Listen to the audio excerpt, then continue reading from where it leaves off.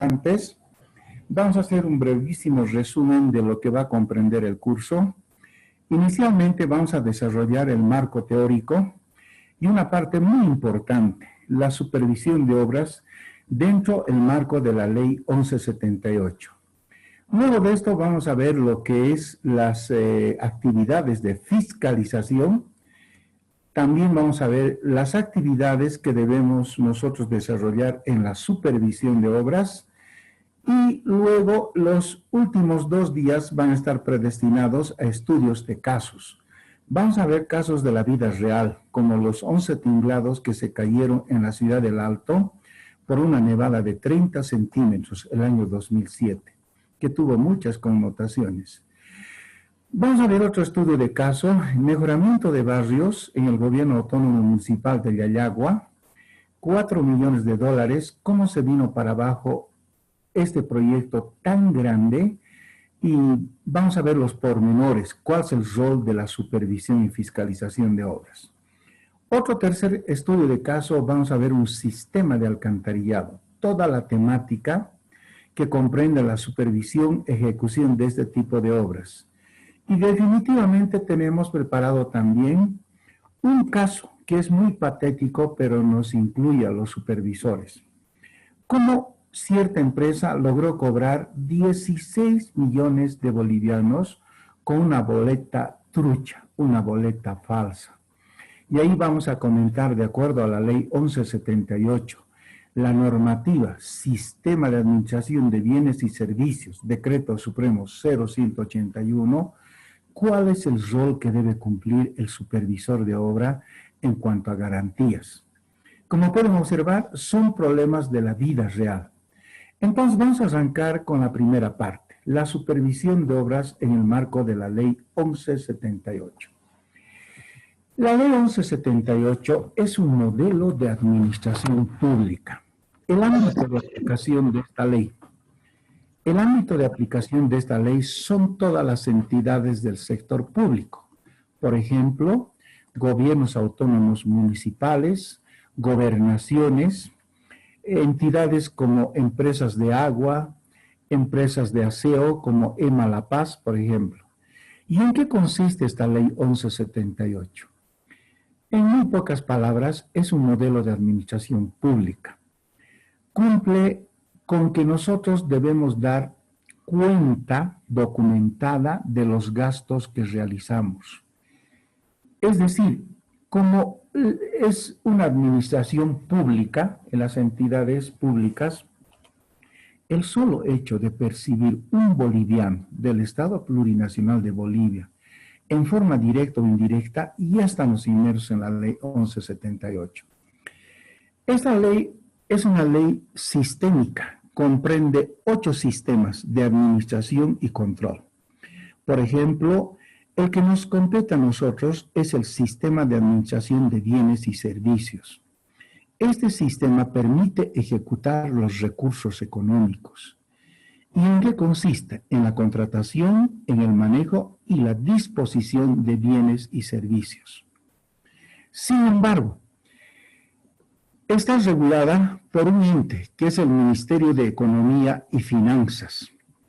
Y como nosotros manejamos dineros del Estado, esto supone responsabilidades por la función pública.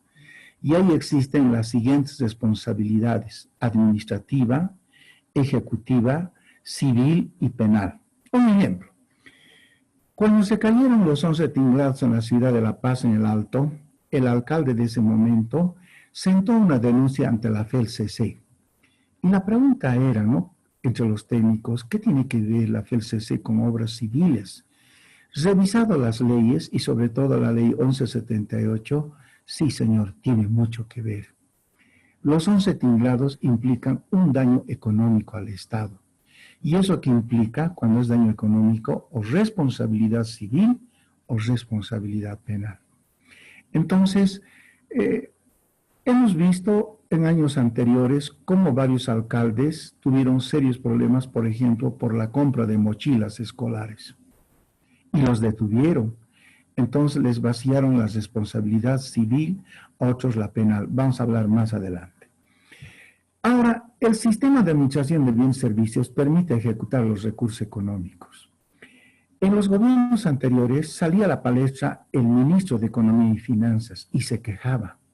Decía, ¿cómo es posible que de los 300 y tantos municipios del Estado Plurinacional de Bolivia, el 90% de esos municipios, del presupuesto que le asignamos, apenas logran gastar el 40%? Había mucha plata, pero no había proyectos. En antaño había proyectos, pero no había plata. Entonces, cuando no gastamos un presupuesto, en la próxima gestión, el Ministerio de Economía y Finanzas, si yo apenas ejecuta 40% como municipio de Palos Blancos, a mí me van a asignar solamente 40% la próxima gestión, porque esa es mi capacidad de gasto. Entonces, ahí salta la pregunta, ¿por qué no podemos ejecutar los presupuestos que nos asignan? Habiendo tanto dinero, no pudimos aprovecharlos adecuadamente. ¿Dónde estamos fallando? Ahí entra la ley 1178 y el sistema de administración de bienes y servicios. Y ahí entramos los fiscales, los supervisores, las empresas contratistas, que vamos a ir desarrollando más adelante. En eso consiste la ley 1178. Como vuelvo a recalcar, existen responsabilidades por la función pública. Bien, ahora vamos a también hablar de lo siguiente. La próxima, por favor, compañera. Modalidades, cuantías y plazos. Estas modalidades se han ido modificando en el tiempo. Por ejemplo, aquí tenemos un cuadro con 3 columnas: modalidades, cuantías y el plazo de presentación de propuestas. En contratación menor, antes era desde bolivianos 1 hasta 20.000. Hoy se ha modificado hasta 50.000 bolivianos. Y no existe plazo de presentación de propuesta acá. Hasta 50.000 bolivianos yo puedo hacer una contratación directa. Luego viene la modalidad Apoyo Nacional a la Producción y Empleo, lo denominamos AMPE, y se divide en 2 aspectos.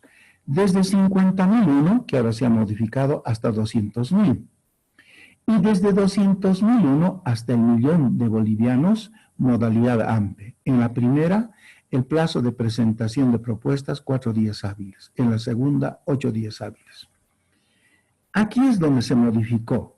Licitación pública, hay 2, o es nacional o es internacional. La nacional ahora va desde 1.000.000 con un boliviano hasta los 70 millones de bolivianos. Y la internacional mayor a los 70 millones de bolivianos. Los plazos de presentación mínimo 15 días hábiles y mínimo 20 días hábiles. A propósito, pusimos esta tabla con los datos anteriores. Al final de la clase les vamos a dar ya las modalidades y cuantías ya que están en actual vigencia, pero cómo ha ido evolucionando. Además de estas 3 contrataciones, contratación menor, modalidad AMPE, licitación pública, hay otras 3 contrataciones. Por ejemplo, por excepción, contratación por emergencias, contratación directa. Estas 3 modalidades no tienen límite de monto. Hoy en día, por ejemplo, con la pandemia del coronavirus, está de moda la contratación por emergencias para adquirir un horno crematorio. Costo, 1.400.000 bolivianos. Y aquí hay otra modalidad que no está en este cuadro, pero algunas veces se suele dar. Es una contratación llave en mano en obras civiles. Podemos, por ejemplo, ver en esto los teleféricos de la ciudad de La Paz. Ha sido bajo la modalidad de contrato llave en mano. ¿Qué significa esto? Que nosotros adjudicamos a una empresa a través de un proceso de contratación y esa empresa lo que hace es realizar el estudio de preinversión, es decir, el estudio de diseño final. Además, ejecuta el proyecto, lo pone en funcionamiento y nos entrega funcionando. A eso se denomina contratos llave en mano. En esa modalidad ha sido hecha, por ejemplo, los sistemas teleféricos de la ciudad de La Paz. Algunas carreteras también se hacen en contrato y llave en mano. Entonces, no figura en esto, pero la normativa SAPS los reconoce. 6 modalidades: contratación menor, modalidad AMPE, licitación pública, contratación por excepción, contratación por emergencias, contratación directa y contrataciones en mano. Muy bien. Ahora, ¿en qué consiste un proceso de contratación? Nosotros como fiscales, como supervisores, como empresas contratistas, como entidad convocante, debemos conocer los siguientes pormenores. Primero, la MAE. La MAE es la máxima autoridad ejecutiva. En un municipio es el alcalde. En la gobernación es el gobernador. En la empresa municipal de aseo es el gerente. Entonces, la máxima autoridad ejecutiva designa a dos autoridades, a los responsables de los procesos de contratación y licitación pública y al responsable del proceso de contratación en modalidad AMPE. ¿Cuándo hace esa designación? A través de una resolución expresa o un memorándum a inicio de gestión. Estamos hablando del mes de enero. Luego aparece ahí la unidad solicitante. La unidad solicitante envía las especificaciones técnicas y el precio referencial. Ejemplo, queremos construir, por ejemplo, un complejo para una unidad educacional, 6 aulas. ¿Quién es la unidad solicitante? Es la unidad de educación al interior de los municipios. A través de una nota solicita al alcalde que se construyan 6 aulas educativas y como unidad solicitante debe preparar el pliego de especificaciones técnicas y además dar el precio referencial. Ojo, el precio referencial debe estar muy bien calculado, no se admiten errores. Si cometemos errores, hay responsabilidades. Entonces, ¿qué hace la unidad solicitante para preparar las especificaciones técnicas y el precio referencial? Contrata un consultor, un ingeniero civil o un arquitecto. Él prepara el pliego de especificaciones, cómo van a ser las 6 aulas y además el precio referencial. Luego de eso, debemos averiguar si existe la certificación presupuestaria. Es decir, si está inscrito, si esta contratación está inscrita en el Programa Operativo Anual POA y en el PAC, el Programa Anual de Contrataciones. Tiene que estar inscrito. Si no está inscrito, no podemos ejecutar esa obra. Luego de eso, debemos tener elaborado un documento, se denomina Documento Base de Contratación. Otros lo denominan DBC. Luego, la autorización de aprobación de este documento los realizan una de estas dos autoridades. O es el responsable del proceso de contratación modalidad licitación pública, o es el responsable del proceso de contratación modalidad AMPE. Y ahí definen la modalidad y el tipo de contratación a ser aplicado. ¿Cuántas modalidades hay? 6. Contratación directa, modalidad AMPE, licitación pública, por excepción, por emergencias, directo, etc.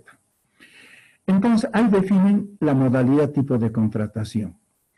Inmediatamente se procede a la elaboración de la convocatoria de acuerdo a formatos. ¿Dónde existen estos formatos? Están colgados en el SICOES. ¿Qué es el SICOES? El Sistema de Contratación Estatales. Si entramos al Internet, buscamos SICOES, hay modelos de convocatoria. Una vez ubicado el modelo, se hace la publicación de la convocatoria. ¿Y dónde publicamos la convocatoria para la construcción de nuestras 6 aulas? Entonces, publicamos en el SICOES. ¿Qué es el SICOES? El Sistema de Contrataciones Estatales. Al interior de un municipio existe un técnico capacitado en la Contraloría. Tiene un password y es el único que puede colgar al SICOES los procesos de contratación. Muy bien, y está colgado en el SICOES. Las empresas proponentes están al tanto. Se publica en el SICOES, dice construcción de 6 aulas, unidad educativa y de Alfonso Murguía. Entonces, lo primero que tienen que hacer las empresas interesadas, ¿dónde se van a construir esas aulas? En la ciudad de Chayapata. Entonces, se van a Chayapata y hacen una inspección previa. Van las empresas y van a inspeccionar el lugar, el terreno donde se van a emplazar las aulas. Y algunas empresas, inclusive más serias, hacen calícatas, es decir, pozos, más o menos de 2 metros. ¿Para qué? Para ver la calidad de suelos que hay. El suelo es bien heterogéneo y de acuerdo a eso van a proponer sus precios unitarios. Pero muchas veces existen dudas. Entonces, cuando hay dudas, hacen las consultas por escrito a la entidad convocante, en este caso al municipio de Challapata. Y lo que hace el municipio de Challapata, les invita a una reunión de aclaración a las empresas interesadas. Y en esta reunión de aclaración, su nombre lo dice todo, aclara todas las dudas. Y con esas dudas ya aclaradas se aprueba, se perfecciona el documento base de contratación. Y es aquí, además, donde se designa a la comisión. Tiene que haber una comisión responsable de calificar las propuestas. Y está conformado por un presidente, un secretario, un asesor legal y un vocal. En esa comisión de calificación tiene que haber sí o sí o un ingeniero civil o un arquitecto para que revise los precios unitarios, los planos, los presupuestos.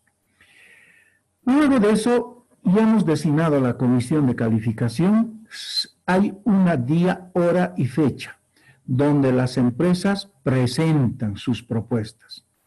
Y hay un día, hora y fecha donde se aperturan las propuestas. Los sobres cerrados se apertura en acto público. Ahí va a estar el consejo, ahí van a estar, ¿qué les digo?, la FEJUVE, las empresas interesadas, es decir, todos los actos tienen que ser transparentes. Luego de eso, lo que se hace es evaluar la presentación de las propuestas y emisión de un informe de calificación y recomendación. Es decir, se rasga sobre tras sobre y se indica el precio de propuesta de la empresa, se anota en una pizarra. Entonces, vuelvo a recalcar, los actos tienen que ser totalmente transparentes. Luego de esto, de aperturar, la comisión de calificación se reúne en forma reservada, sin tiempo, como los senadores, diputados, y ahí califican las propuestas. Y definitivamente, las autoridades responsables de los procesos de contratación emiten una resolución administrativa indicando quién ganó o tal vez declarándose desierta. ¿En qué caso se declara un proceso de contratación desierto? Por ejemplo, si no se hubiera presentado ninguna empresa, se declara desierto. Y si hay un ganador, se notifica al proponente adjudicado mediante nota escrita. Y el proponente adjudicado, la empresa adjudicada, tiene 10 días calendario para presentar sus documentos en original o fotocopias legalizadas. ¿A quién? A la entidad convocante, en este caso al municipio de Challapata, por ejemplo. Y luego de eso, la comisión verifica y coteja estos documentos presentados por el proponente. Son documentos ya, ¿qué les digo? O son fotocopias legalizadas o documentos originales. Y luego de esto, esa comisión hace un informe de conformidad o también puede poner objeciones. Y finalmente el abogado, el asesor legal, elabora el contrato. Muy bien. Entonces, un proceso de contratación se inicia con la publicación SICOES. ¿Y dónde termina? En la suscripción del contrato. ¿Quién firma el contrato? La máxima autoridad ejecutiva, en este caso el alcalde, y la empresa ganadora. Se firma el contrato.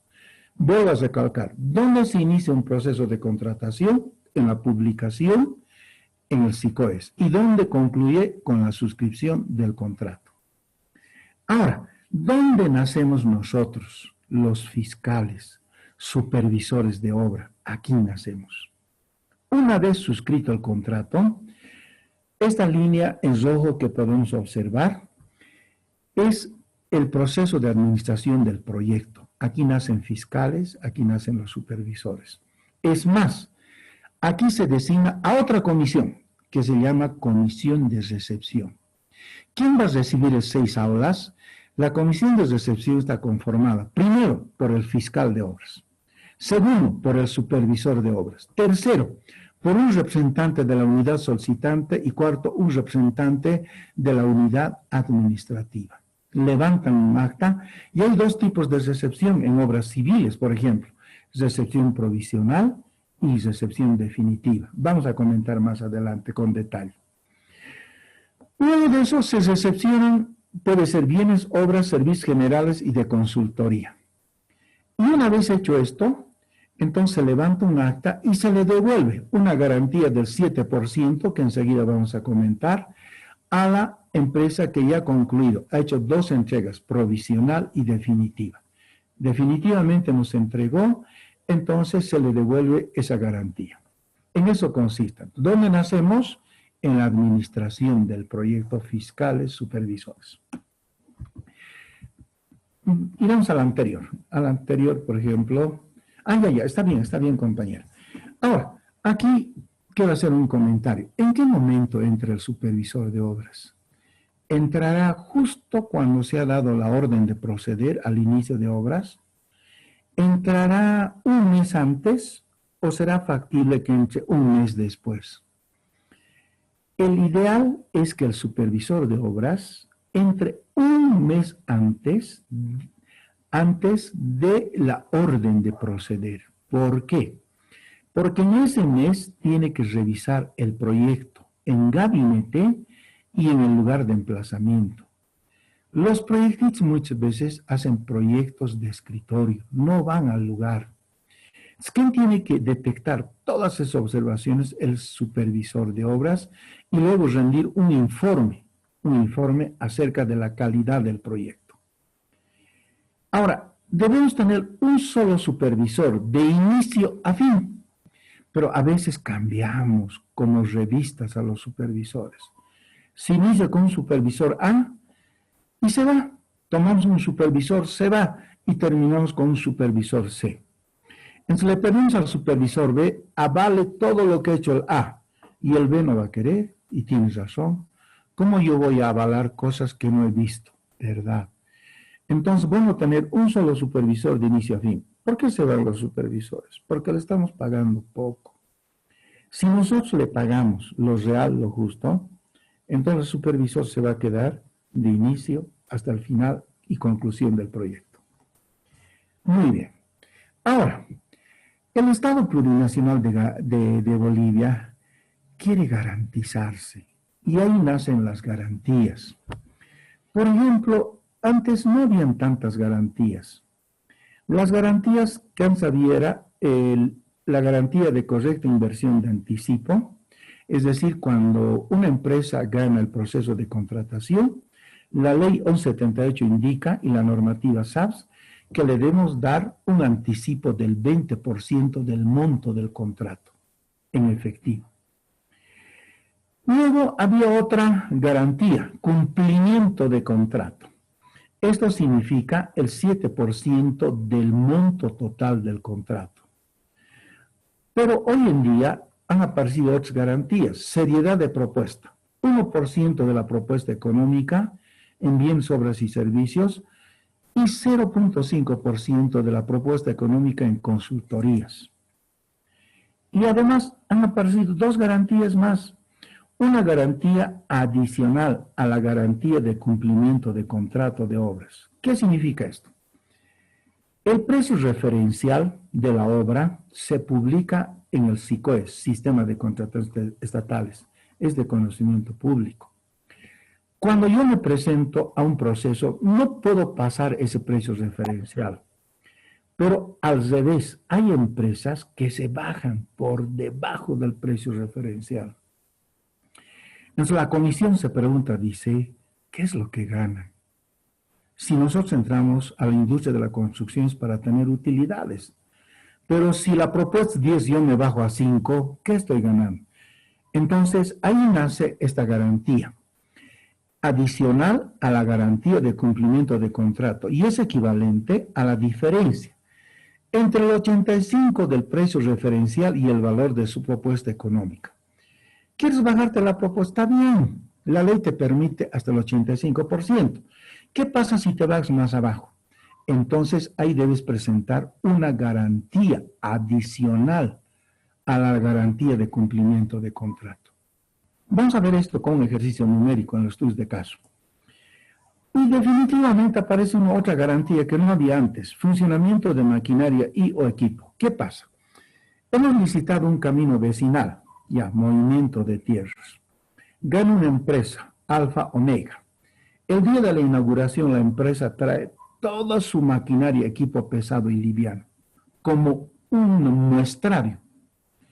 Al día siguiente de la inauguración no hay un solo equipo. Este empresario, esa maquinaria hace circular por todo el país. Entonces, ahí nace esto, esta garantía. Es el 1.5% o retención cuando la entidad considere necesario. No es mucho, pero ya, es una garantía. Porque hay empresas sí que nos muestran su maquinaria el día de la inauguración y el día siguiente no hay un solo equipo. Es una manera de garantizarnos es a través de este funcionamiento de maquinaria o equipo y más o menos el 1% del monto total del contrato. Bien, entre las garantías. Ahora, muchas veces nos nombran miembros de la comisión de calificación. Y generalmente nombran a los ingenieros civiles, a los arquitectos, a los constructores civiles. Y aquí hay causales de excusa. ¿En qué caso nos debemos excusar? Por ejemplo, si tenemos relación de interés personal o económico de cualquier tipo con los proponentes, por ética nos debemos excusar.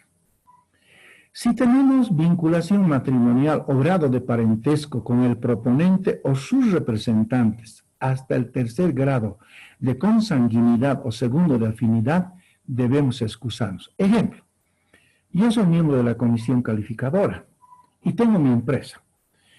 Y con mi empresa se está presentando mi esposa. Entonces tengo ya aquí este parentesco. Entonces yo debo excusarme. No puedo ser juez y parte. Yo soy la comisión y mi esposa está presentando con mi empresa. No puedo ser juez y parte. Otra temática, tener litigio pendiente con el proponente o sus representantes, accionistas o socios controladores. Yo trabajé un año atrás con esta empresa y me trataron mal. Ahora soy miembro de la comisión calificadora y estoy alistando yo aquí mi machete para desquitarme. No, señor, debo excusarme por haber tenido un litigio pendiente. Otra situación, haber aceptado beneficios o regalos del proponente o sus representantes o de terceros relacionados con este. Si nosotros somos comisión calificadora, nos van a acosar. Las empresas van a averiguar nuestro teléfono fijo, celular, van a averiguar dónde estudian nuestras guaguas, en qué kinder, en qué escuela. Y se van a aparecer ahí en la escuela, en el kinder. Ingeniero, dígame por favor, ¿qué empresa está para ganar? Es decir, nos van a acosar, nos van a traer regalos, presentes. No tenemos que aceptar. El solo hecho de recibirnos una copa, un plato, ya es un compromiso. Y no nos olvidemos, hoy está de moda el Face, el WhatsApp, nos están filmando. Esos sistemas electrónicos parece que más utilizamos para hacer mal al prójimo, un daño al prójimo, y no para cosas benéficas. Es decir, no podemos aceptar regalos o beneficios si somos comisión calificadora. Otro tema de excusa. Tener relación con el proponente o haber prestado servicios de cualquier naturaleza durante el último año. Yo soy comisión de calificación y trabajé en una de las empresas que están presentando y me han tratado bien. Y favor con favor se paga. No, señor, debo excusarme. No puedo ser juez y parte. Seguimos. Ahora, ¿cómo se evalúan las propuestas? Ya se trata de bienes, obras civiles, servicios, consultoría, en 2 etapas. En la primera etapa, lo que les decía, es mejor que todos nuestros actos sean transparentes. Debemos aperturar las propuestas en acto público. Inclusive levantar actas, filmar, La apertura pública de propuestas se realizará en la fecha, hora y el lugar señalado en el documento base de contrato. Ahí está escrito. ¿Y de dónde puedo lograr el documento base de contrato? Del SICOES. Ahí está colgado. Es más, debemos dar lectura a los precios ofertados. 6 empresas presentaron y en voz alta dar lectura y anotar en un pizarrón en el acto de apertura de propuestas. El acto de apertura se efectuará así si hubiese recibido una sola propuesta. Se ha presentado uno solo, no importa, señor, hay que abrir los sobres. En caso de no existir propuestas, todo lo contrario, el responsable de evaluación o la comisión de calificación puede suspender el acto y se encomendará a la autoridad responsable del proceso de contratación que la convocatoria sea declarada desierta. Y finalmente, en esta etapa se aplica la metodología presentó-no presentó. Como rasgamos cada sobre, hay documentos. A ver, documento del representante legal de la empresa. Supongamos que está el documento, pero no está firmado. Es un error no subsanable. Pero como es la primera etapa, solamente aplicamos la metodología. Presentó, no presentó. Presentó, pero sin firma del representante legal. Entonces hacemos constar eso en acta y le decimos al asesor legal, tome nota. Si bien presentó, pero no lleva la firma. Listo. En esta primera etapa, así no haya presentado, todos entramos a la misma bolsa común. No podemos descalificar. En la etapa 2, sí, señor, aquí sí ya vamos a empezar a descalificarlos. En la evaluación preliminar. En sesión reservada y según la verificación de presentación de documentos del acto de apertura, determinará si las propuestas continúan o se descalifican. Entonces, tenemos el documento del representante legal. Está, pero no ha firmado. Es un error no subsanable. Aquí lo eliminamos. Tiene el documento, pero no está firmado. Entonces, error no subsanable. Por ejemplo, ¿qué pasa aquí? Generalmente se les pide que estén foliadas las propuestas que presentan. Y una empresa presenta la propuesta, pero sin foliar. El hecho de que no estén foliadas no le quita validez. En este caso, ¿qué es? Es un error subsanable. Entonces, no lo podemos descartar. Luego se aplica la metodología cumple o no cumple. En la propuesta de la construcción de las 6 aulas para la unidad educativa y de Alfonso Murguía, hemos pedido boleta bancaria. Y una de las empresas me presenta póliza. Es un error no subsanable, descalificado. En el documento base de contrato está escrito boleta bancaria. Pese a estar escrito y conocer el proponente, me presenta una póliza. Error no subsanable, descalificado. Pero ¿dónde podemos hacer esto? En la etapa 2, no en la etapa 1. Aquí sí revisamos los documentos, como quien dice, con lupa. Y es aquí donde se descarta si no han cumplido con lo que está señalado en el documento base de contrato. En eso consiste una evaluación de propuestas. Muy bien, continuamos. Ahora vamos a hablar un poquito, antes de entrar ya en el tema, acerca de la administración de obras civiles. Veamos. Administración de obras civiles. Por ejemplo, la construcción de un sistema de agua es una obra civil. La construcción de un sistema de alcantarillado, obra civil. La construcción de un camino vecinal, obra civil. La construcción de un edificio multifamiliar de 10 plantas, obra civil. Para administrar la construcción de un proyecto es necesario organizarnos, organizar al personal de planta en la obra y al personal de apoyo. ¿Y cuál es ese personal? Es decir, nosotros somos los gerentes propietarios de la empresa Alfa Omega. Técnicos. Entre los técnicos están ingenieros, pueden estar licenciados en construcciones civiles, arquitectos, dibujantes. Ahora, es una nueva profesión. Antes dibujábamos con escalímetros, con escuadras. ¿Qué más utilizamos? Grafitos. Hoy en día utilizamos programas como el AutoCAD Civil 3D. Ya ha cambiado su nombre, ahora se llaman CADistas. Albañiles, es nuestra debilidad. No hay mano de obra calificada. La mano de obra calificada se ha ido a España, se ha ido al TIGNIS, se ha ido a la Argentina, al Brasil. A ver, querer agarrar un enferrador, querer agarrar un pintor, no vamos a poder encontrar. Sin embargo, ahora alguien dice, ¿por qué no les damos un curso de capacitación de 1 mes o 2 meses? Hay gente que tiene mucho talento, pero no tiene un pequeño diploma. Eso pueden hacerlo las universidades. Hay gente que trabaja de albañil sin tener ningún cartón, ningún título, y después de 2 meses de capacitación le damos ese título de albañil, por ejemplo, de primera, de segunda. Podría ser, y salvamos esta debilidad. Vuelvo a recargar técnicos, ahí intervienen ingenieros, licenciados en construcción civiles, arquitectos, dibujantes y albañiles. En lo administrativo, alguien nos tiene que llevar las cuentas. Podemos tomar a un licenciado en administración de empresas o auditoría, o un contador.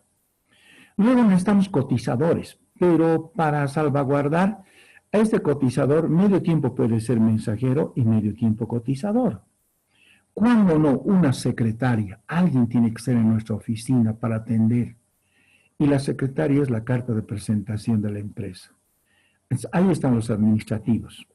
Los licenciados en administración, auditoría, cotizadores, secretarios. Seguimos. Tipos de administración de obras civiles. ¿Sabían? Hay 2 modalidades. Puede ser administración directa o administración delegada. ¿Cuándo es directa? Cuando la ejecución del proyecto se realiza por administración directa del contratante. ¿Dónde se da esto? En los gobiernos municipales, en las instituciones descentralizadas, en cooperativas, etcétera, etcétera. Pero también puede haber una administración delegada. ¿En qué consiste esto? La ejecución del proyecto lo realiza un contratista, después de seguir el proceso de contratación por parte del financiador o contratante. Un comentario. ¿Cuál de las 2 administraciones será la mejor? ¿La directa o la delegada? De todas mis experiencias vividas, decía un colega, de lo poco que he vivido o mucho que he vivido, lo mejor es la administración delegada. Por ejemplo, en una empresa municipal de aseo, decirles a los trabajadores, a ver, el día de mañana, sábado, a las 6 de la mañana, vamos a hacer una campaña de limpieza. Dios mío, hemos tocado el avispero. A los 5 minutos va a aparecer el sindicato con la central obrera departamental y van a estar pidiendo mi cabeza como gerente. Eso se da en las administraciones directas. Pero en una administración delegada, las 6 horas, ¿quién va a supervisar? Un supervisor externo. Hay plazos de ejecución. Entonces, este sí va a cumplir. No tiene sindicatos, no tiene nada. Entonces, de todas las experiencias vividas, es mejor una administración delegada. Salvo otro parecer, ¿no? Que puede ser una administración directa. En gobiernos municipales, digamos, como quien dice, de escasos recursos, pero generalmente ahora se hace administraciones delegadas. Luego, el proceso de contratación. Antes, se publica en el SICOES. O tal vez directa se puede imitar también directamente, de acuerdo a las cuantías. Antes se vendían los términos de referencia. Hoy no, se publica en el SICOES y podemos bajarlo de ahí. Luego procede a la presentación de la propuesta. Y aquí vienen los documentos a presentar. Se presentan documentos legales y administrativos. ¿Y qué comprenden los documentos legales y administrativos? Primero debe tener una carta de presentación. Segundo, identificación del proponente. Tercero, declaración jurada. Luego, un testimonio de constitución de la empresa. Un poder del representante legal. Una garantía de seriedad de propuesta. Información financiera de la empresa, es decir, presentar un balance de apertura. ¿Cómo está la empresa? Experiencia general y específica de la empresa y el personal técnico asignado a la obra. Mínimo minimorum, los documentos legales y administrativos deben contener estos documentos. Ahora veamos a la parte técnica.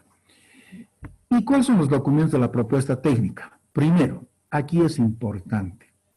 Debemos presentar una planificación y metodología de trabajo. En los procesos de convocatoria es el que tiene mayor porcentaje. Estamos construyendo un sistema de alcantarillado. Ahí tenemos que lucirnos. ¿Cómo vamos a planificar la construcción del sistema de alcantarillado y la metodología de trabajo? Planos, cortes, ¿cómo vamos a proceder? Aquí como quien dice, nos debemos lucir como técnicos. Luego debemos presentar un cronograma de actividades y el equipo asignado a la obra. Empresa constructora que tiene equipo pesado o liviano es una empresa exitosa. Es decir, maquinaria de equipo es determinante en la ejecución de obras. Ya no podemos excavar a pulso sistemas de agua, de alcantarillado, movimiento de tierras. Entonces, el éxito de una empresa depende mucho del equipo pesado y liviano con la que cuenta. Documentos de la propuesta técnica. Documentos de la propuesta económica. Ahora sí, debemos presentar un presupuesto general de la obra, sus respectivos precios unitarios. Vamos a hablar en los estudios de caso de un precio unitario. Y el cronograma de desembolsos. Yo como empresa propongo, en el primer mes voy a ejecutar los siguientes ítems y el cronograma de desembolso que propongo es el siguiente. A eso se refiere el cronograma de desembolso. Y una vez que me presenten estos tres documentos, propuesta técnica, propuesta económica y la administrativa, estas son las actividades que debo seguir. Primero, aperturar los sobres en acto público. Calificar, notificar al proponente ganador, me hace la entrega de documentos legales y garantías y se hace la firma del contrato. ¿Quién firma aquí? La máxima autoridad ejecutiva y el gerente propietario de la empresa contratista ganadora. Estos son los protocolos que se siguen. Seguimos.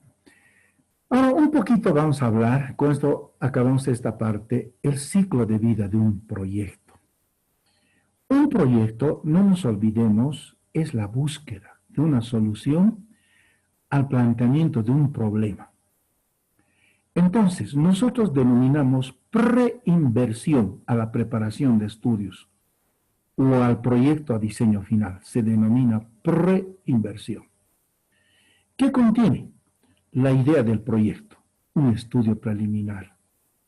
Comprende el estudio de prefactibilidad ante proyecto y el estudio de factibilidad ante proyecto definitivo. Hoy en día ha salido una nueva normativa. Prácticamente lo he resumido esto. Pero todavía la guía es esta, la preinversión, preparación de estudios. Luego, viene la ejecución e inversión. Al ejecutar tenemos que hacer ya el estudio de diseño final, el estudio de ingeniería definitivo. ¿Qué significa eso? Levantamiento topográfico, análisis de suelos, encuestas socioeconómicas. Y luego hacemos la implementación del proyecto, adquisición de activos, montaje, construcción, pruebas. Por ejemplo, si estamos haciendo un sistema de agua potable, debemos comprar tuberías para la red, conjuntos motor bomba para el pozo de agua. Debemos comprar, por ejemplo, transformadores, cableados. A todo eso se le define como la implementación del proyecto.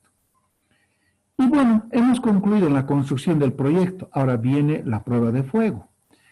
Es como comprar un equipo electrónico. Yo voy al mercado Fermín López en Oruro, un sábado, que es feria, y quiero comprar un equipo de sonido. Le digo, casera, ¿cuánto vale este equipo de sonido? Vale, por decir, me dice ya, 1.000 bolivianos. Muy bien. Muéstrame, por favor, sus bondades. Y la caserita me va a mostrar que tiene buen audio, que puede agarrar CDs, puede agarrar, en fin. Entonces hago la prueba. Lo mismo en obras civiles. Hemos concluido la obra, ahora debemos operar. ¿Qué significa esto? Debemos poner en funcionamiento el proyecto. Y eso me decía el alcalde de Chayapata, cuando hicimos proyectos de agua alcantarillado. Señor supervisor, y ahora en este caso, señor fiscal, queremos ver el proyecto de agua y alcantarillado trabajando a full. Y lo pusimos a trabajar los 4 pozos que hemos perforado, la red, lo mismo que el alcantarillado, a full durante 30 días. El alcalde quería estar seguro de que ese proyecto funciona. ¿Para qué ejecutamos un proyecto? Para resolver un problema. Y luego se hace ya el análisis y evaluación de los objetivos y metas del proyecto. ¿Hemos resuelto nuestros problemas con el proyecto, sí o no? Y cuidado que vaya a hacer como en mi ciudad de Oruro. Se hace un sistema de alcantarillado. Y lejos de resolver el problema de alcantarillado, más bien el alcantarillado es un problema. En algunos sectores está retornando por los inodoros. En vez de ser una solución, es un problema. Por eso que nosotros debemos poner a operar, a funcionar, una vez concluido el proyecto. ¿Quién nos va a pedir esto? El señor fiscal. El fiscal que es el representante de la máxima autoridad ejecutiva. Muy bien. Ahora, ¿en qué consiste este proceso de preinversión? En elaborar el proyecto a diseño. ¿Quiénes son los actores responsables? Podemos contratar una empresa consultora o un consultor unipersonal. Es un ingeniero, es un arquitecto que nos puede elaborar el sistema, el proyecto de agua potable y alcantarillado. O también lo que se podría hacer es lo siguiente. Los beneficiarios lo que hacen es, se hacen como quien dice, se pone una cuota y con producto de esa cuota contrata un consultor unipersonal. ¿Quién les hace el proyecto? Estos beneficiarios quieren cordones y aceras. Toman un consultor, el consultor hace el proyecto de cordones y aceras y eso lo entregan al alcalde. Señor alcalde, aquí está nuestro proyecto de diseño final. Y el alcalde está contra la pared. ¿Qué tiene que hacer? Colocar, incluir ese proyecto en el programa operativo anual de la próxima gestión. No le queda otra, porque los vecinos, a su costo, han mandado a elaborar un proyecto con un consultor unipersonal. Actores responsables de inversión o ejecución. Ahora, los trabajos que vamos a realizar están sujetos a control permanente. Es un adelanto. Esto vamos a hablar con mayor profundidad más adelante. Existen 3 actores cuando ejecutamos un proyecto de obras civiles. Primero, está el fiscal de obras. Puede ser ingeniero o puede ser un arquitecto. Y bajo de él está el supervisor y la empresa contratista. El supervisor para hacer cumplir el contrato de obra con todas las facultades. ¿Qué tiene que hacer el supervisor? Estudiar los planos. Exigir a la empresa contratista la permanencia del libro de órdenes en obra. Vamos a hablar del libro de órdenes. Podrás realizar modificaciones al proyecto, previo un estudio técnico económico. El supervisor va a realizar mediciones conjuntas con la empresa contratista y aprobar los certificados de avance de la obra. El supervisor tiene que aprobar, va a haber modificaciones al contrato, órdenes de cambio y ampliaciones de plazo. Seguimos. Por favor, compañera. Luego, por favor, ahí todavía. Allá. Ahora voy a resumir esta parte. Entonces, por encima está el fiscal, más abajo está la supervisión y al otro lado la empresa contratista. ¿Qué hace el fiscal? En otras palabras, controla cómo se está gastando la plata. ¿Qué hace la supervisión? Controla la calidad de la obra. ¿En qué? En materiales y mano de obra. ¿Y cómo controla? De acuerdo al pliego de especificaciones y los planos. Y al otro lado, la empresa contratista, ¿qué hace? Simplemente construye de acuerdo al pliego de especificaciones y los planos de construcción. Entonces, hay 3 actores. Pero ahora han aparecido otros actores más externos. Antes, por ejemplo, el supervisor con el fiscal se hacían ojitos para hacerle la vida imposible a la empresa contratista. Hoy ha cambiado la historia. Encima del fiscal está el control social. Y el control social es la comunidad. Ya no tenemos un supervisor, ahora tenemos miles de supervisores. Y además está el auditor técnico. Vamos a acabar la obra y a la semana va a entrar el auditor técnico a revisar la obra, ítem tras ítem. Entonces, ahora hay dos actores externos, el control social y el auditor técnico. ¿Qué tenemos que hacer? Fiscal de obra, supervisor, empresa contratista, tenemos que hacer equipo, tenemos que unirnos, porque ahora hay dos actores externos, auditor técnico y control social. Esa es la moraleja. Es decir, las cosas cambian, los tiempos cambian, pero algo más hay, otra situación externa. El estudio. Antes había ficha ambiental, hoy ya no hay. Si son proyectos grandes, nos van a pedir una licencia ambiental. Y si no tenemos la licencia ambiental, no vamos a poder ejecutar el proyecto. Antes no había estos tres actores, no había auditores, no había control social, mínimamente ni se hablaba del medio ambiente. Hoy ha cambiado la historia. Las cosas cambian, los tiempos cambian. Entonces, en eso consiste la fiscalización. Es, como les digo, una introducción. Vamos a ver con mayor profundidad más adelante. Muy bien. Ahora vámonos. Tenemos todavía tiempito. Muy bien. Nos vamos a ir a la fiscalización de obras. La próxima, por favor. De pronto, nuestro país, el Estado Plurinacional de Bolivia, ha adquirido gran importancia en las gestiones pasadas. ¿Por qué? Porque de pronto ha crecido la inversión estatal, fiscal. De pronto hemos hecho obras faraónicas, ¿se acuerdan? La doble vía Oruro-La Paz, millones de bolivianos. Los teleféricos, millones de bolivianos. Entonces, éramos un país solvente. ¿Quién no nos quería prestar dinero? Todo el mundo. Es como el banco. ¿El banco a quién presta dinero? A la gente que tiene posibilidades de devolverle la plata, que le pide una garantía hipotecaria. Pero si somos muy pobres, no tenemos nada, ni siquiera el banco nos va a poder prestar. Lo mismo el país. De pronto vivimos una bonanza en años anteriores.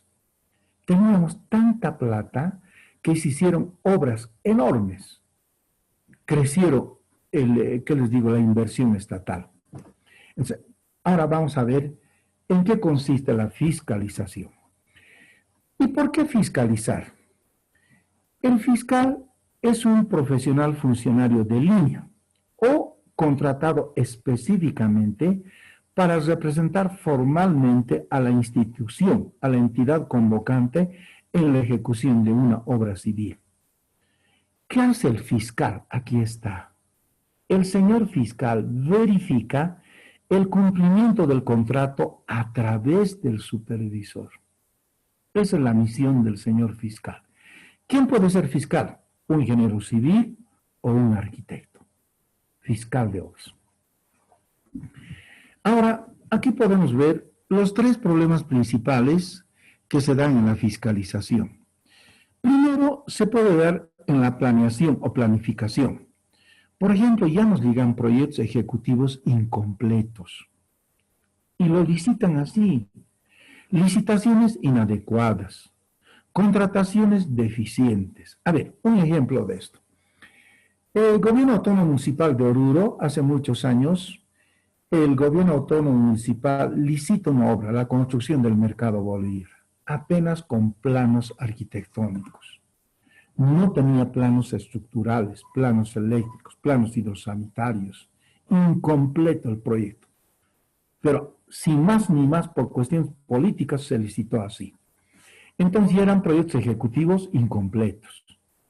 Licitaciones inadecuadas, contrataciones deficientes. Y ese mercado tardó 10 años en construirse y pasaron 3 alcaldes.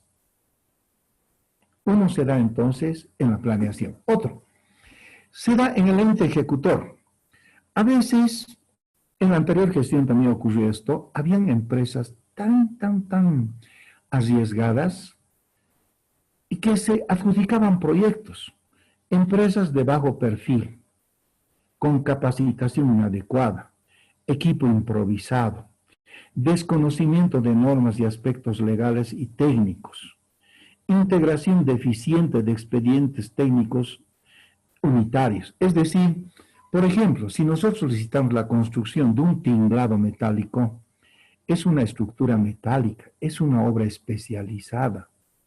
Entonces ahí tiene que haber una capacitación adecuada, un alto perfil, una empresa que ya ha tenido experiencias.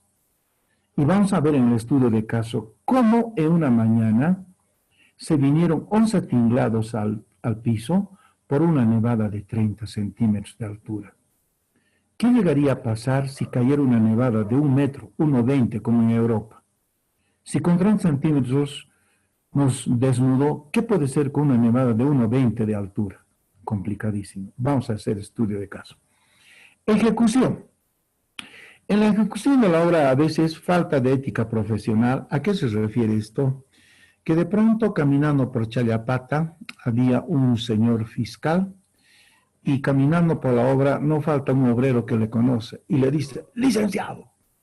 Y ahí nos enteramos que no había sido ingeniero civil, sino licenciado en administración de empresas. Entonces, como quien dice, se tiene que cumplir con los requisitos. El fiscal o es ingeniero civil o es arquitecto. Luego, la falta de supervisión y control. Los criterios inadecuados en el manejo de la obra. Pagos improcedentes y entrega de obras deficientes. Eso dentro de la ejecución. Seguimos con la fiscalización. Enfoques. Antes le dábamos un enfoque tradicional. Hacíamos una mala distribución del tiempo en los recursos humanos. Hoy actualmente lo que tenemos que hacer es reforzar la administración para obtener un mejor nivel de calidad de las obras en tiempo y costo. Eso nos llama poderosamente a la reflexión.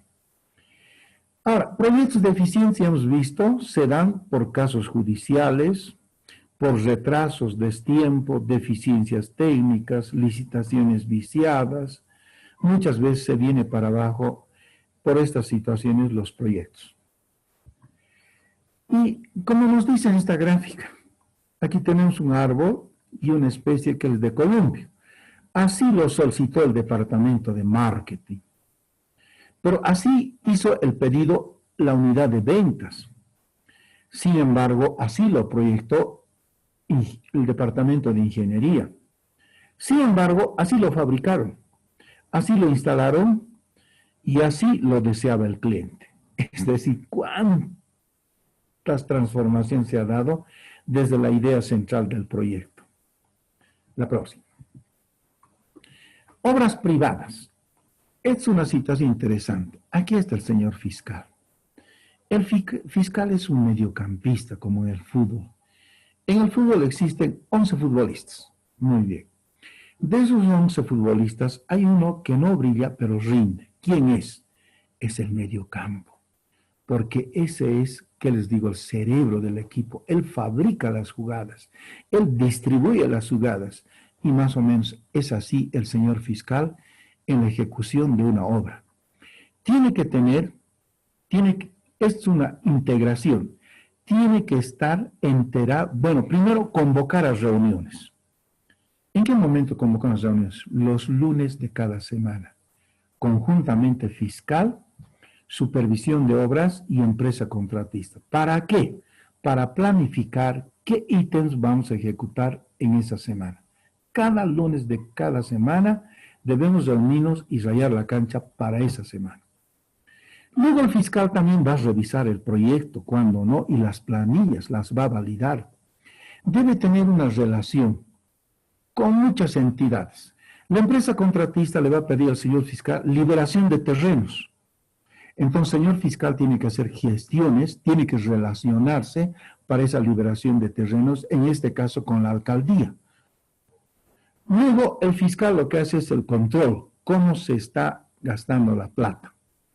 Y definitivamente el fiscal tiene que reportar, hacer informes a su inmediato superior. ¿Quién es el jefe del fiscal? La máxima autoridad ejecutiva, el alcalde.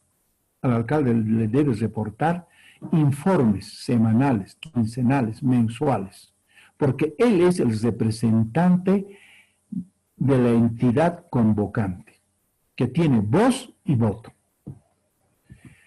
Y eso está aquí, revisión. El fiscal tiene que hacer cumplimiento con códigos, regulaciones, estándares locales, estatales, internacionales. Debe relacionarse con todas las instituciones de regulación y control. Control, tiene que hacer gestión e implementación de un programa de control y aseguramiento de calidad de la obra. Reunión, debe dirigir y participar en reuniones de seguimiento. No reuniones por reunir, me decía un colega, sino que tienes que levantar actas de reunión, hacerles firmar primero fiscal, supervisor y empresa contratista. ¿Para qué? Para una coordinación, supervisión contratista. Finalmente, reportar, mantener reportes periódicos al propietario. ¿Quién es el propietario? La entidad convocante. En este caso, la MAE, la máxima autoridad ejecutiva, que es el alcalde de un municipio. Ahora, contratos, evidentemente, se suscribe un contrato. El contrato es un acuerdo de partes. Puede ser un instrumento público o privado. Como todo contrato, tiene partes, tiene un objeto, tiene causa lícita y conformidad. En el contrato tiene que estar escrito los tipos de caución y las garantías. Van a ser letras, boletas bancarias o pólizas. No se admite cheques. Es decir, la empresa proponente se presenta y está escrito en el contrato que tiene que ser boleta bancaria. Y debe ser así. ¿Es posible efectuar reajustes de precios? Antes sí, hoy no. En los contratos está escrito, la empresa contratista adjudicó, por decir, en 7 millones de bolivianos una obra civil. Y al futuro, y esta obra va a durar prácticamente casi un año y medio.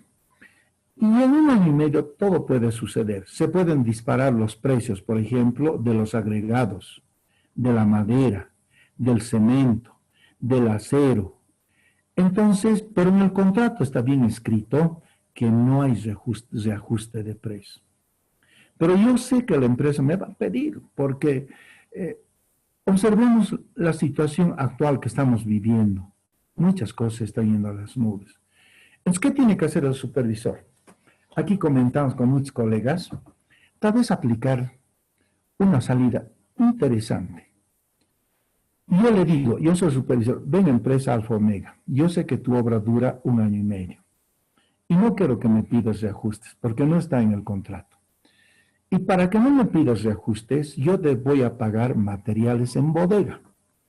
Y del Prescom, que es un software de precios unitarios, saco lo que se puede ir a las nubes. El acero, la madera, los agregados, el cemento.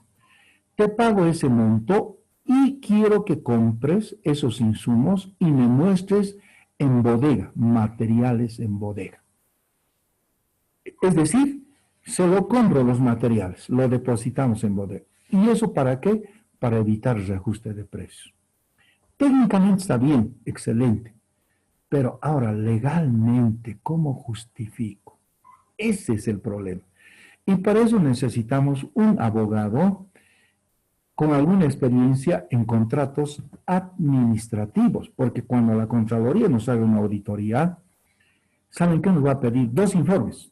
Informe técnico. Ya, el informe técnico tenemos ya, materiales en bodega ya.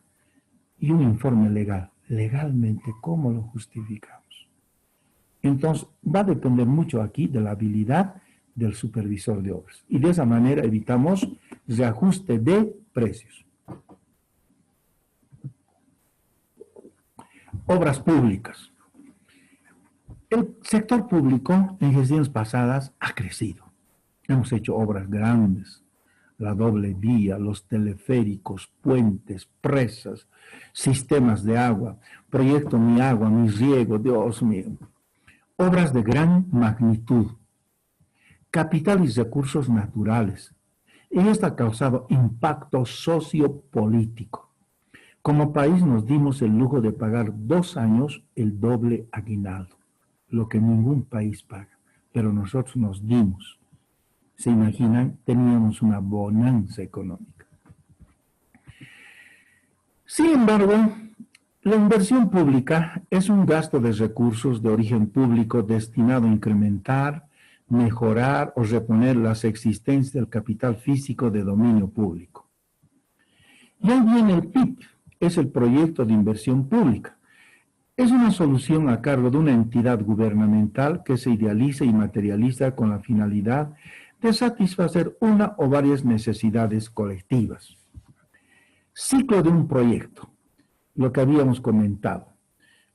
El ciclo que sigue un proyecto está formado por la preinversión, la ejecución y la operación. Preinversión son estudios, descripciones, alternativas, identificación, cuantificación, etc. Ejecución, su nombre lo dice todo, ejecutar el proyecto hasta su implementación, sus términos de referencia, su programación física, financiera y la ejecución. Operación, acciones relativas al funcionamiento a efectos de generar beneficios, mantenimiento, preventivo, correctivo, etc. Obras públicas, ciclo de un proyecto. Ahora, normas y reglamentos. En la preinversión, evidente, habíamos comentado al principio, entra de pleno la ley 1178. ¿Cómo se llama? Sistema de Administración y Control de los Recursos del Estado. ¿Cuándo no? Entra la ley de medio ambiente, ley 1333.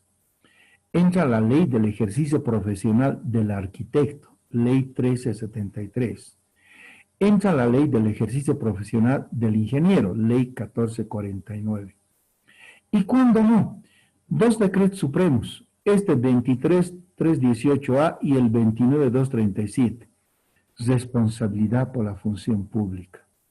Y el decreto 0181 se refiere a las normas básicas del sistema de administración de bienes y servicios. Es decir, todos nuestros actos como fiscales, como supervisores, como empresas contratistas, están regidos por estas leyes. Estamos inmersos en la ley.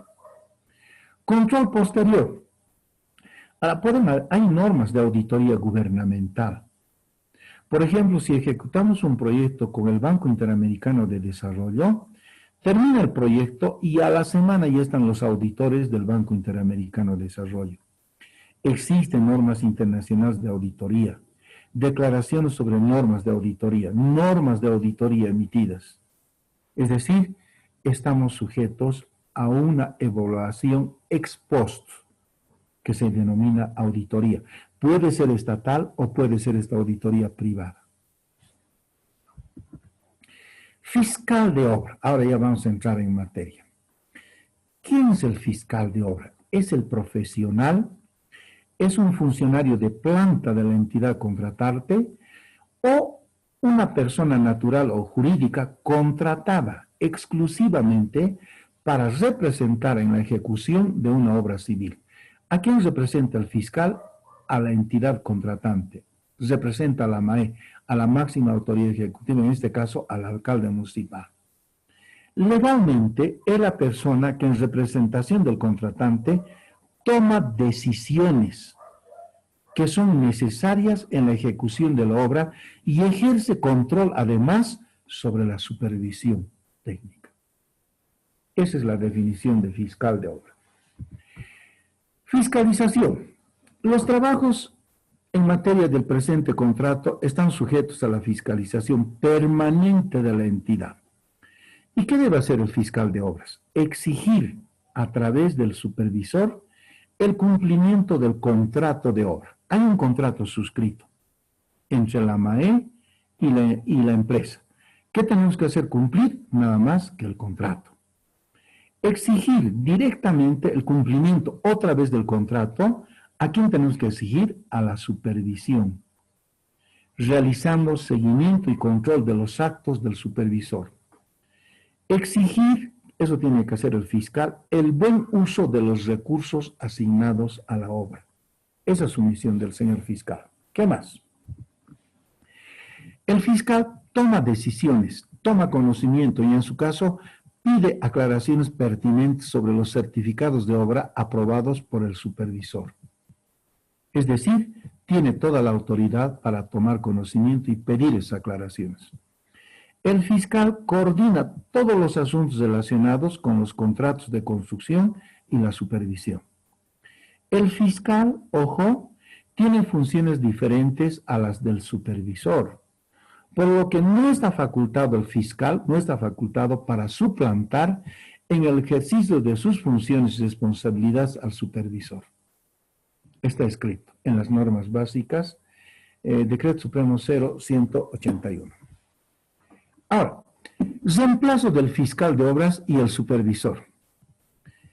¿En qué caso se puede reemplazar? En caso de renuncia o muerte del fiscal de obras, o en caso de que la entidad y el contratista coincidieran en que el fiscal de obra y o supervisor no está cumpliendo sus funciones de conformidad con el contrato. Un nuevo fiscal de obra y o supervisor será nombrado por la entidad. Interesante. La próxima. Contratos, plazos. El contratista ejecutará y entregará la obra satisfactoriamente concluida, en estricto acuerdo con los ítems de la propuesta adjudicada, planos de diseño final, validación del lugar de la obra, las especificaciones técnicas y el cronograma de trabajos a partir de la fecha en que el supervisor expida la orden de proceder por orden de la entidad. A ver, ¿cómo se da la orden de proceder? Primero, lo que tenemos que hacer, yo soy la entidad convocante, municipio de Chayapata. Lo que tengo que hacer yo es dar el anticipo de ley a la empresa contratista, Alfa Omega, 20%. Le doy el anticipo de ley, inmediatamente aperturo el libro de órdenes. Es un libro foliado. Tiene un original y 2 copias. ¿Y quién apertura esto? El notario de fe pública. Ya hay modelos. Vamos a mostrarlos en los estudios de caso. He dado el anticipo de ley.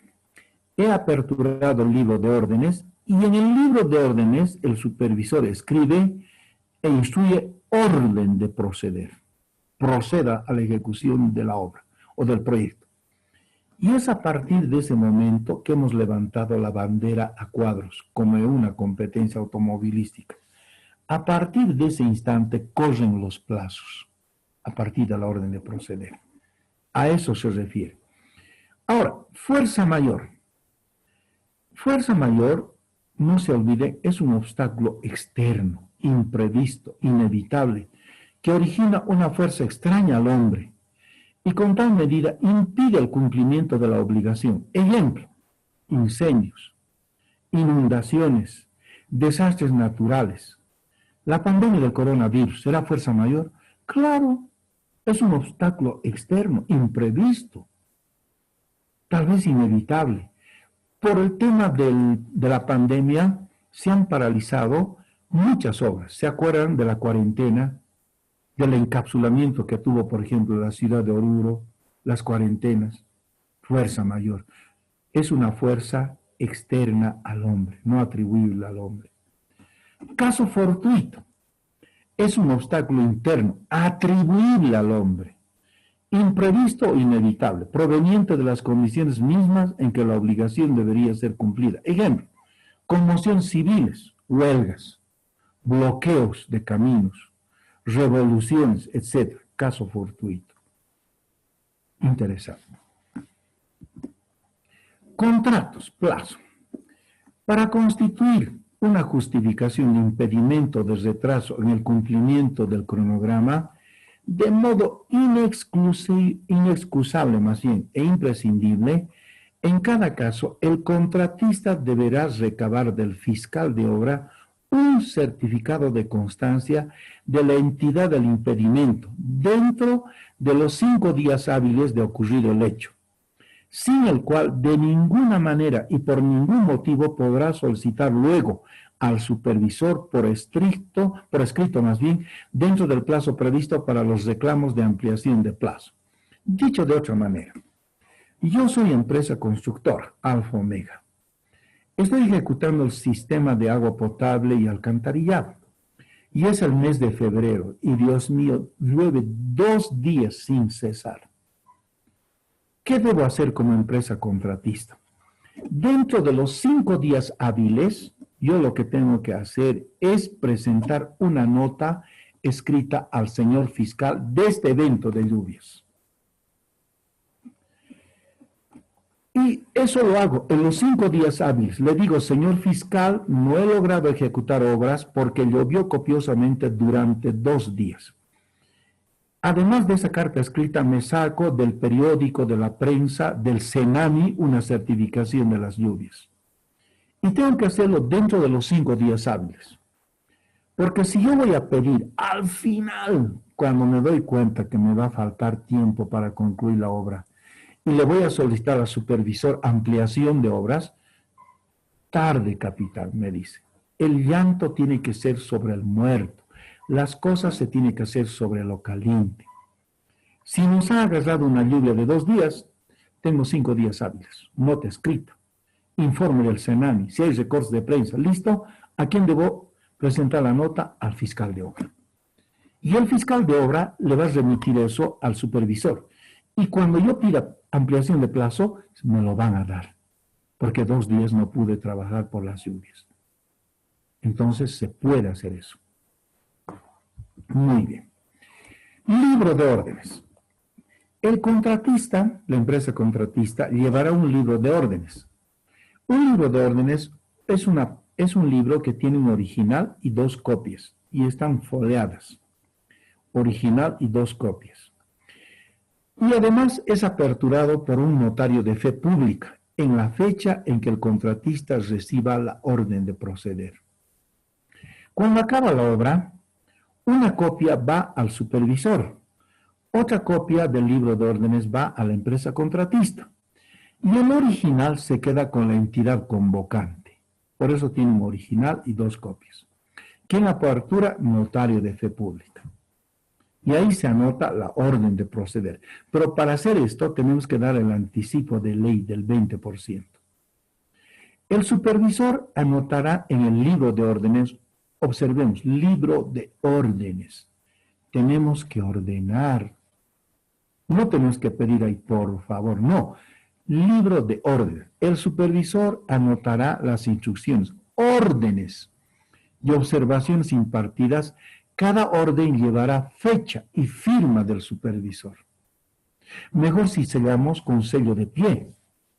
Y la constancia firmada del superintendente de obra de haberlas recibido.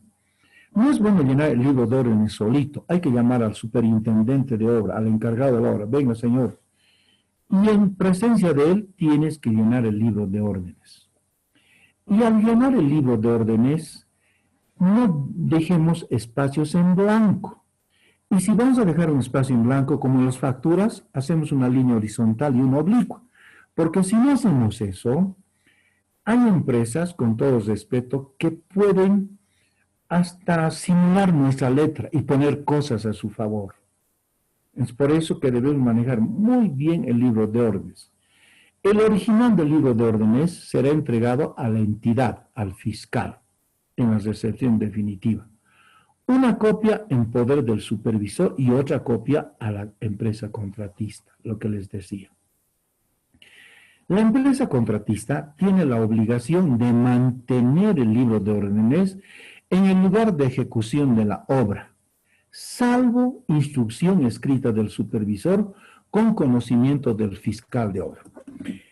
Comentar, cierta vez vamos, me dice un colega, quiero llenar el libro de órdenes, y no había libro de órdenes, desapareció. Y nadie sabía, aquí lo puse y no aparece. Desde ese día, ¿qué hice? Me dice este colega, lo amarré con una cadena, así, el libro de órdenes para que no se extravíe. Y debes llenarlo en presencia del encargado o superintendente de obras. Es interesante. Ahora, ¿por qué es importante el libro de órdenes? A ver, con un ejemplo bien casero. Un avión está sobrevolando el océano Atlántico y sufre un desperfecto y el avión cae al mar, al océano. ¿Y qué hacen los investigadores? ¿Qué es lo primero que buscan de este accidente? Es la caja negra. Es que en la caja negra del avión está registrada la velocidad, la altitud, está grabada las voces de los pilotos. Cuando hacen una auditoría, y peor si la obra sale mal, ¿qué hacen los auditores técnicos? Lo primero que buscan es la caja negra, y en este caso es el libro de órdenes. Ahí está escrito todo. Es la bitácora del supervisor. Por eso que es importante. Los auditores técnicos lo primero que buscan es el libro de órdenes y el pliego de especificaciones. Entonces, por ese motivo que el contratista tiene la obligación de mantener el libro de órdenes en el lugar de la ejecución de la obra. No se puede extraviar el libro de órdenes. En una obra que me ocupo hacer de fiscal, hemos entregado, no me van a creer, 4 tomos del libro de órdenes, porque este proyecto duró casi 2 años. Era un proyecto de agua y alcantarillado, ciudad de Chayapata. Los libros de órdenes pueden ser hasta por tomos. Ahí está registrado todo. Bien. Garantías. Habíamos comentado inicialmente. El Estado quiere garantizarse. Y cualquiera, ¿no? Cuando yo presto dinero, me dice un colega, entonces le pido una garantía. Es una manera de garantizar si nos van o no a devolver. Nos tienen que devolver. Entonces, en obras hay una garantía de seriedad de propuesta. ¿Qué busca esto? Garantizar que los proponentes participan de buena fe. Y el monto equivalente es el 1% de la propuesta. Y en consultoría corresponde al 0.5%. Y hay otra garantía de cumplimiento de contrato. Esta garantía lo que hace es buscar la conclusión y entrega del objeto de contrato, y es el 7% del monto del contrato. Cuando se hace la recepción definitiva, una vez llenado el acta, se devuelve esta garantía de cumplimiento de contrato a la empresa, pero después de la recepción definitiva. Otra garantía adicional a la garantía de cumplimiento de contrato de obras. Ojo, si la propuesta económica está por debajo del 85% del precio referencial, entonces se pide una garantía adicional equivalente a la diferencia entre el 85% del precio referencial y el valor de su propuesta. Puede bajarse de 100 un 15%, ¿verdad? Hasta el 85%. Ya, eso está permitido. Pero, ¿qué tal si se baja más del 85%? Entonces le debo pedir una garantía adicional. ¿Por qué hacemos esto? Porque la empresa puede proponer precios unitarios tan bajos que se va a adjudicar y al final no va a concluir la obra. La obra va a quedar colgada. Por eso que apareció esta garantía adicional.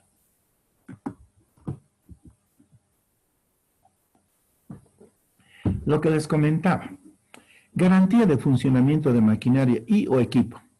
¿Qué busca esto? Garantizar el buen funcionamiento y o mantenimiento de la maquinaria cuando la entidad lo considere necesario, y el monto es del 1.5% del monto total. Y es lo más interesante. Garantía de correcta inversión de anticipo. ¿Qué busca? Garantizar la devolución del monto de anticipo inicial por un monto equivalente al 100% del anticipo otorgado, debiendo ser renovada mientras no se deduzca el monto total. Conforme el contratista reponga el monto del anticipo otorgado, se podrá reajustar la garantía en la misma proporción. Comentario, dicho de otra manera. Yo le doy un anticipo de ley a la empresa contratista, el 20%. Está bien, y a cambio de ese 20%, él me va a presentar una boleta bancaria. Ya, supongamos que le dan un anticipo, ¿de cuánto quieren que le den un anticipo? De 120.000 bolivianos. ¿Cómo me los voy a cobrar yo eso? En cada planilla de avance de obra le voy deduciendo. Digamos, la obra se va a acabar en tal fecha. En cada planilla voy deduciendo ese anticipo de ley del 20%. Cosa que en la última planilla logre cobrar ese 20% de anticipo. A eso se refiere cómo debo deducir. ¿Cómo debo deducir? Aquí un comentario muy bonito, ¿no? De la vida real. Un amigo ficticio, Carlitos. Carlitos recibe un anticipo del 20%, harta plata, supongamos 120.000 bolivianos.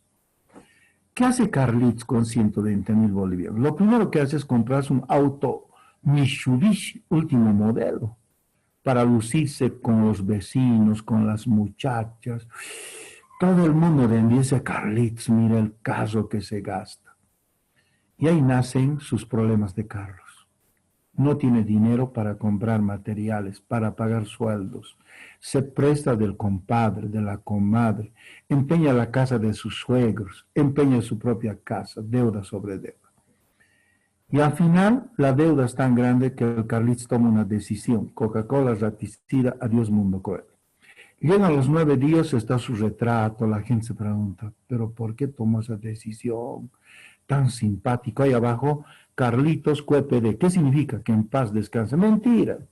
Que escapó por deuda. ¿Qué tenía que haber hecho Carlos con ese 20%, 120.000 bolivianos? Tenía que haber comprado todos los insumos. Cemento, fierro, madera, agregados, herramientas menores, bombas, todo. Y agarrar un camión Scania y llevar a la obra. Y hacerse sobrar un poco de plata para pagar sueldos y salarios. Pero Carlos ha hecho mal. Ha perdido el sentido de administración. ¿Qué es sentido de administración? Es comparar dos variables, ingresos versus gastos. Si mis ingresos igualan a mis gastos, estoy en equilibrio. Si mis ingresos es mayor a mis gastos, aleluya, es superávit, voy a tener hasta plata para ahorrar. Pero si mis ingresos menor a mis gastos, se llama déficit, no voy a tener dinero. Entonces, a veces el dinero nos vuelve locos. No tenemos que perder el sentido de administración. Esa plata que agarres, invertí en materiales, insumos, en sueldos. Y la última planilla que cobremos, esa va a ser nuestra utilidad. Pero Carlitos empezó al revés. Esa es la temática de la administración. Hemos perdido el sentido de la administración. Y nosotros los técnicos, debería haber una materia en las universidades que nos enseñen administración, contabilidad, que nos enseñen balance, ¿no? Y a veces lo aprendemos en el tiempo, en el campo, ¿verdad? La administración es muy importante cuando ejecutamos las obras. Entonces, esta garantía nos la vamos cobrando en cada planilla de avance, cosa que en la última planilla terminamos de cobrar el anticipo que le hemos hecho. A eso se refiere. Muy bien, hemos concluido con el tiempo, nos llamaron de La Paz. Muchísimas gracias. Sé que hay muchas preguntas. Vamos a continuar el día de mañana a la misma hora. Muchísimas gracias a los señores participantes. Es el marco teórico. Después, al final, tiene estudios de caso ya con números que vamos a desarrollar. Muchísimas gracias y hasta el día de mañana.